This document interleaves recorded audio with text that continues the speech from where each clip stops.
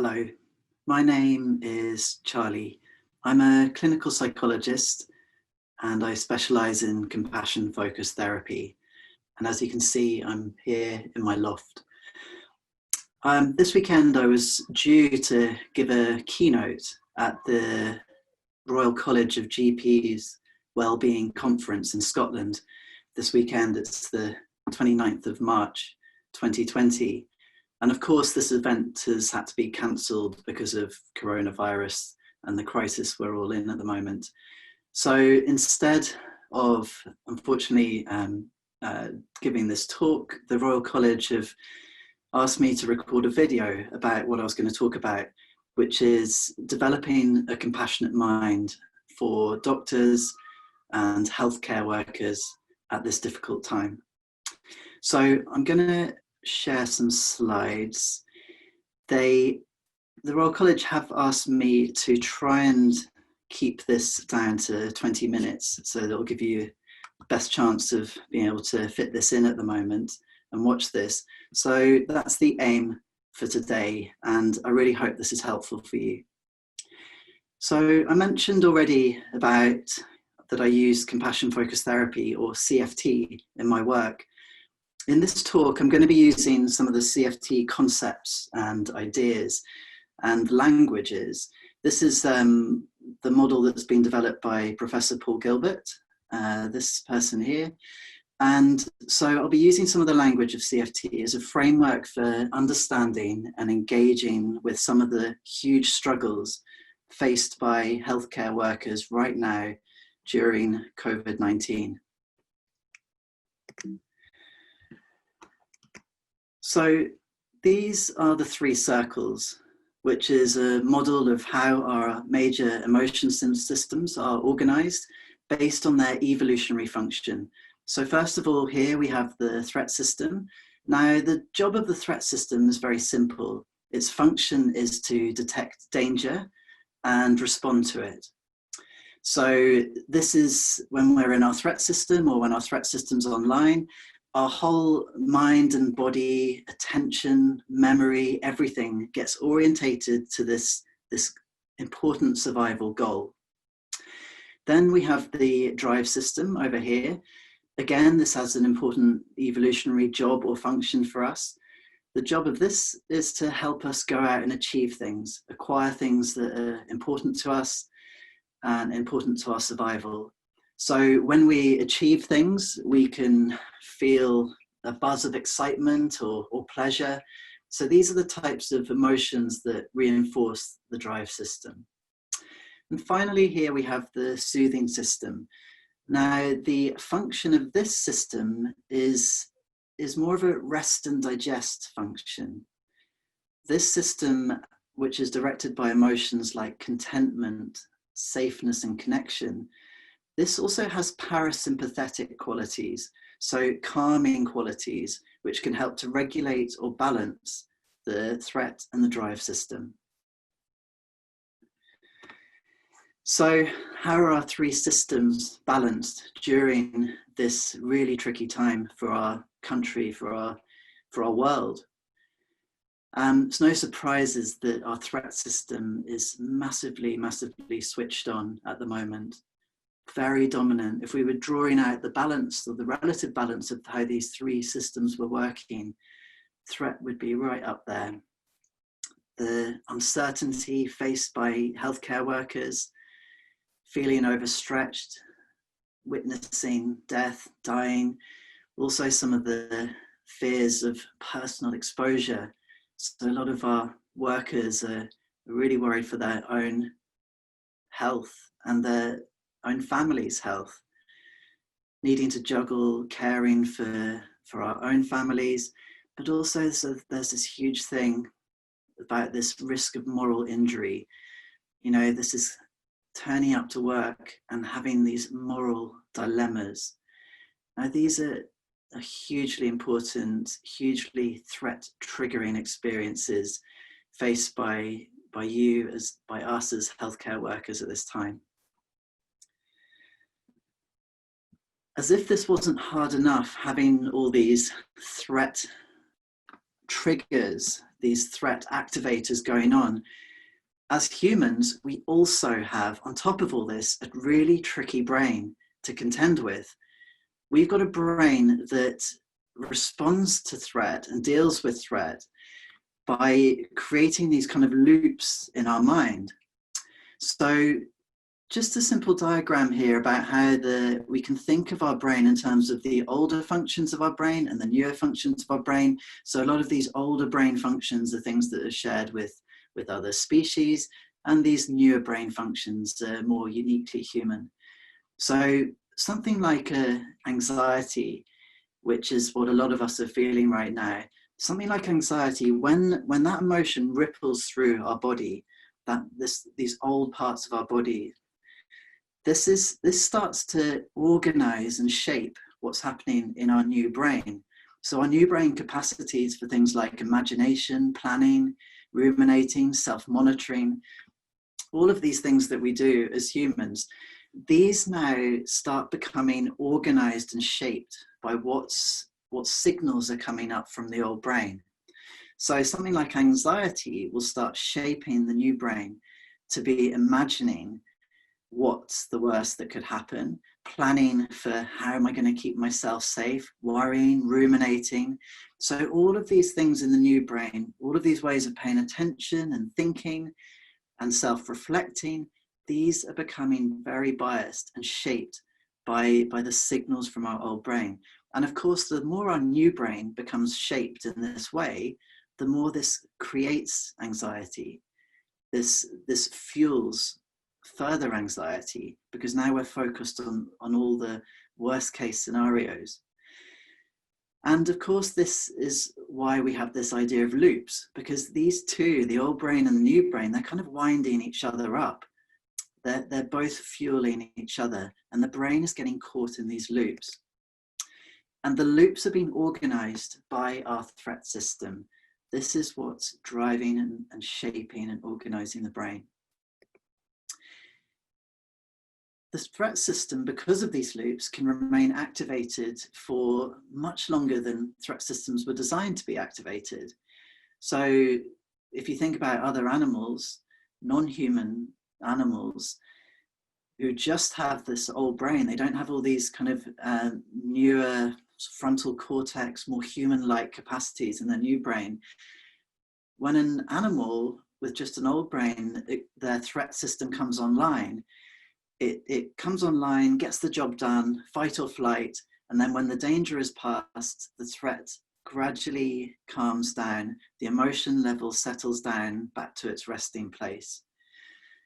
With humans, on the other hand, we get this pattern whereby our emotion shoots up to a high level, and then just as it's about to tail off again and come back down again, our new brain then kicks in and starts dwelling on what just happened. And then it starts imagining the worst outcomes. And also this self-monitoring bit of our new brain can cause real problems as well. We can become really self-critical of how we just responded. We can start beating ourselves up, attacking these kind of shame-based feelings. And of course, what we're doing here is we're re-stimulating the threat system. The threat system keeps getting re-triggered, re-triggered, re-triggered. So it's really, really tricky for us as humans when we're in these threat-based situations like we are with COVID-19, because this sets up all these patterns in our brain, and we can keep the threat going and going and going. So let's think about some of the implications for operating in threat mind. And we can think of this across these three different levels. We can think about the systems that we're operating in, healthcare systems, government systems, etc. We can think about the patients and the families of patients who we're treating. And importantly for this talk, really importantly for this talk, thinking about what's happening for us as the healthcare workers. So when a system is in threat mind, often we would be going for quick solutions. And there's also a real tendency when systems are being organized by threat to become more imposing, more top down. And obviously this is really important in terms of how the threat system has evolved. It's got to get things done quickly. And what this can sometimes do is set up a bit of a social rank pattern of powerful powerlessness, these kind of patterns and how this plays out. So how a system relates to its staff. And also there's a danger of getting dissociation in systems that are being operated in the threat mind. So some of this dissociation might occur between the organizers of care and the actual frontline providers of care. So we've just got to be so careful that the threat system is not doing what threat systems do, which is creating these dissociations and creating these social power dynamics as well. Thinking about the patients then, so obviously when our patients are in the threat system, they're going to be hyper vigilant to all sorts of threat. And it'd be very likely that their threat emotions will be switching on fast. And some of these threat emotions might be coming directed towards us, being directed towards each other, things like anger, anxiety, and maybe sadness as well. And when people are in their threat system, there's less capacity for mentalizing, less capacity for reflective problem solving. It's much harder to put emotions into words. So these are some of the things we might be seeing from patients and relatives as well. And then thinking about healthcare workers themselves. When we're in our threat mind, we might be feeling overwhelmed, demoralized, hopeless. And a lot of these feelings will be exacerbated by the loops, what's happening in our brain, how our old brain and new brain are sort of winding each other up. There's also a real tendency towards dissociation more at the individual level. So for us, this might mean tuning out from suffering, which might be some of the suffering we're seeing around us, but also importantly here might be our own suffering as well. So dissociation is the brain's protective mechanism for dealing with overwhelming feelings and experiences. So of course we'll be using dissociation. I mean, it's what our brain does. It's not our fault. It's not what we've chosen. But it might mean that we end up dissociating from our own struggles and our own suffering, right when we need to show up for ourselves in a caring, compassionate way. We're also potentially very vulnerable to self-critical loops. So self-criticism, when there's a lot of threat around, that's a real perfect kind of feeding ground for our self-critical parts, these self-critical ways of being with ourselves.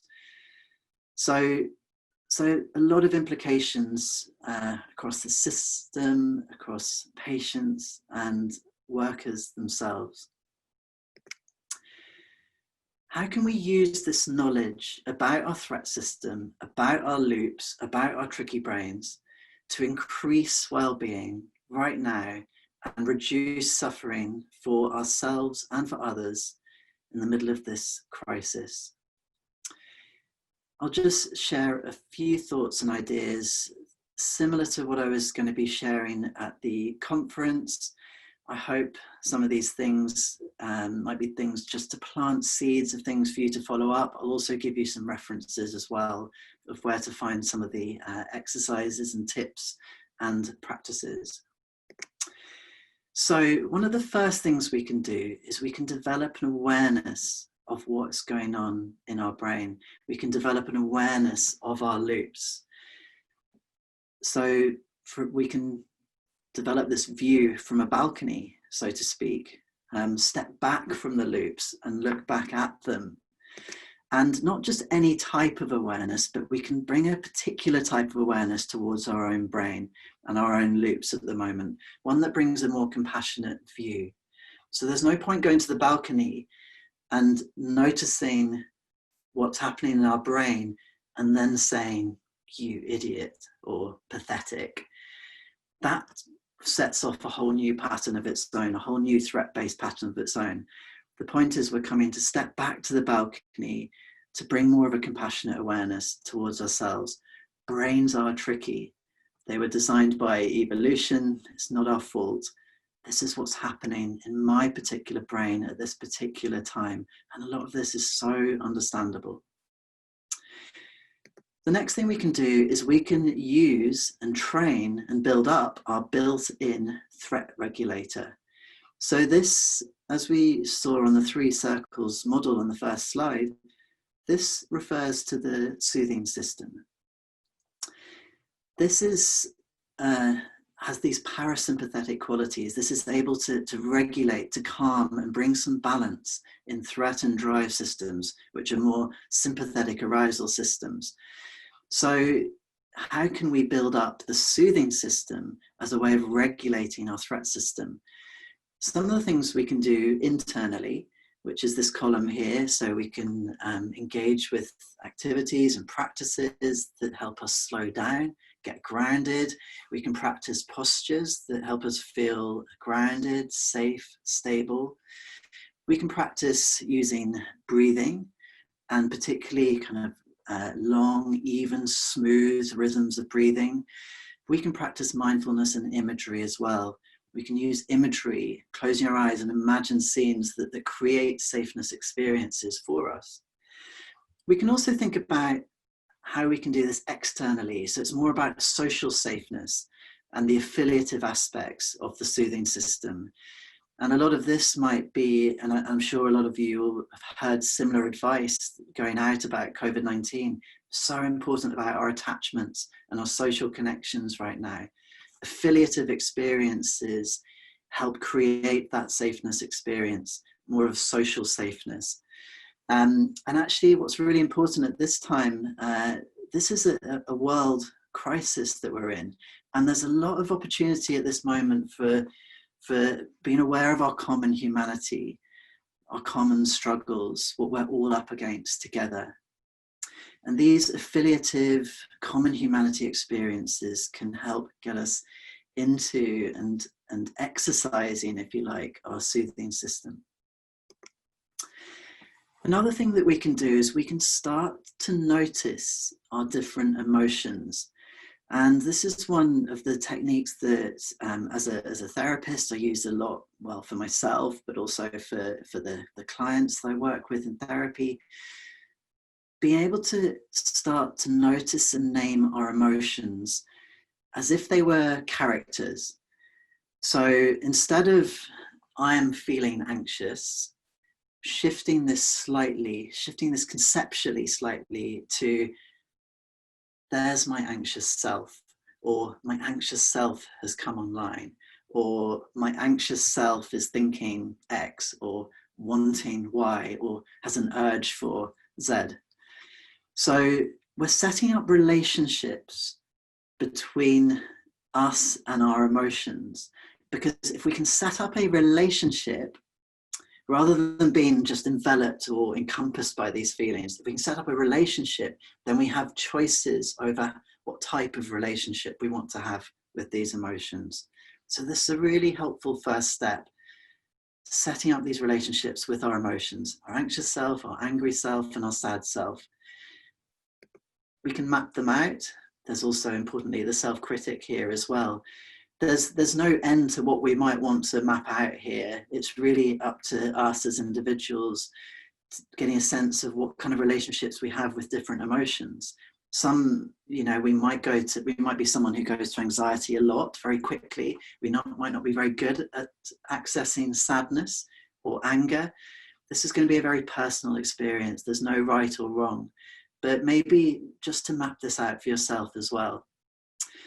So the self-critic might be an important part that we can conceptualize as a character.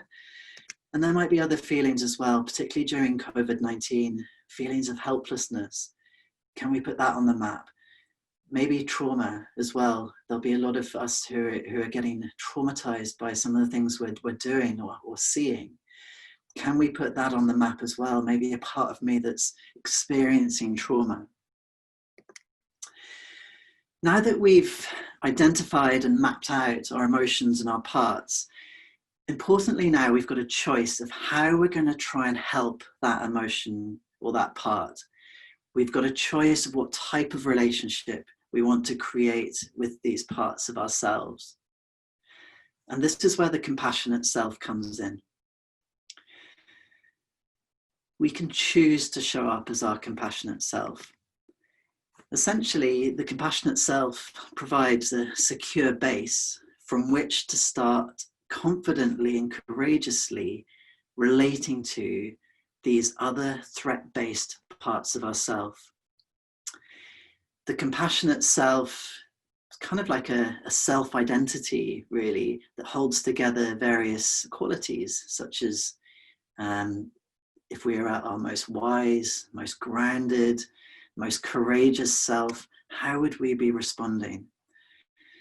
Importantly, the compassionate self is something that can be practiced and trained. It's something that we can train up to be able to do the job that we need it to do, which at the moment is how to look after these emotions we're having. And it's also something that we can practice self-identifying with. Compassionate self is something that we can start stepping into more, spending time, getting a feel for. And then we can practice this as being the place from which we engage with these threat-based parts of our experience. And in compassion-focused therapy, we have some very, a range really of specific techniques that we might use to try and set up and cultivate these relationships from our compassionate self to the anxious self or the sad self. So maybe we can do this with role plays as a sort of dialogue between the two, letter writing, compassionate self writing a letter. And there's lots of imagery practices as well that we can set up to get that compassionate flow going from compassionate self to these multiple parts of us. Essentially what we're doing here is we're creating the conditions biologically. So like I was mentioning with the posture, the tone, the breathing, psychologically and socially. So we're creating the conditions biopsychosocially that will give us the best chance of engaging with the threat system. And at the moment, as we've been saying, the threat system is hugely heightened and activated during this COVID-19 crisis. So essentially what we're doing is we're preparing the mind. We're using the body to support the mind and preparing the mind to be able to engage with extreme threat. Compassion and safeness support each other. So the more safe we feel physiologically, the more our mind can operate and become organized in a way that's conducive for compassion. For instance, we'll be able to mentalize, problem solve, take perspectives, empathy, all these kinds of things. We've got to create safeness to be able to allow our minds to be able to do that. And then, of course, the more our minds become organized in that way, by compassion, the more that can lead to cultivating social safeness, social closeness, connection, and affiliation. Okay, so just finally, thinking about across these three different levels again, how can we create the conditions at each of these three levels to prepare us to engage with the threat system? So at the level of the system and our teams, can we create contexts in which compassion can flourish? What can we be doing to foster affiliative, supportive relationships between peers as health working peers? How can we help to create a sense of shared purpose and direction? But importantly, how can we set up opportunities to come together as groups to notice and share stories, and also be inspired by our own and each other's amazingly good practice. You know, the things that we're doing right now are stunningly incredible, and we need the opportunities to be able to notice what we're bringing to the world and the clients and patients that we serve at this crucial time. For our patients and our families and their families, it's thinking about how we can facilitate the patients and families' own development of safeness experiences in their household and facilitate their compassionate minds. We might want to share some education about some of the things on the video today, maybe understanding our threat systems, our loops. You know, this stuff's important because a lot of this stuff happens in all our brains, but people don't necessarily know that. And when they notice that their brain is going into these very anxious or distressed places, it's not their fault. You know, it's really not their fault. This is what brains do. So knowing that this is what brains are like might be reassuring. It might be de-shaming for some of our patients and for ourselves as well. We might be able to share some education about grounding and breathing and the role of the soothing system as a threat regulator. And of course, some of the things we've been saying around compassion practice. And finally, for ourselves as health workers, can we develop an awareness of how our 3 circles are balanced? What's the balance of our threat, drive, soothing? How can we move that more towards some kind of balance? We need our threat system online. We really need our threat system online. We're in a crisis, but we also need to be able to access soothing, rest and digest, calming, parasympathetic, and we also need to get the right balance with our drive system as well. So it's thinking about all 3 of these systems and how we're taking care of them. Can we notice our multiple parts? Sad self, anxious self, angry self. Can we develop practices that create the conditions in our body? Attentional practices like mindfulness, imagery practices that really help create the conditions that set up the opportunity for compassion. And crucially, can we practice showing up in as many moments as possible for ourselves compassionately? Or can we show up as our compassionate self, whether it's in relation to our patients, our families, our systems right now, and crucially showing up for ourselves and our own feelings as our compassionate self. Okay, so just 3 websites up here. Balanced Minds, this is our website. We've put on here some audio exercises where you can practice some of the compassionate mind training practices. I've also put on the Compassionate Mind Foundation's website, which is the organization that is developing compassion-focused therapy. They've got some great resources on there as well. And I've also put on the Royal College of GPs website, who are the people who have organized this video talk. But thanks, that's everything from me. Take care.